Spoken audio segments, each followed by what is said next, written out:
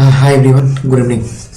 আজকের ডেটে দাঁড়িয়ে একটা ফেসবুক সিম্পল পেজ প্রত্যেকের রয়েছে, বাট কি হয় কিছুদিন কাজ করার পর পেজে অ্যাকচুয়ালি বিভিন্ন ধরনের সমস্যার দেখা দেয়। তো এই সমস্যার সমাধানের উপায় কি?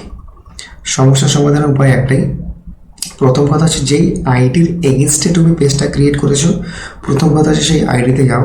আইডিতে যাওয়ার পরে প্রিভিয়াস তুমি যা কন্টেন্ট আপলোড করেছো সেখানে না কোথাও একটা ব্যাঘাত ঘটেছে, যেই কারণে তোমার আইডির থেকেই তোমার পেজের সমস্যার সম্মুখীন তুমি হচ্ছ। মানে উদ্ঘাটনটা হচ্ছে গিয়ে তোমার আইডিতে। তো আইডিটাকে প্রথমে তোমাকে ঠিক করতে হবে, তারপরে যেতে হবে গিয়ে তোমার পেজ।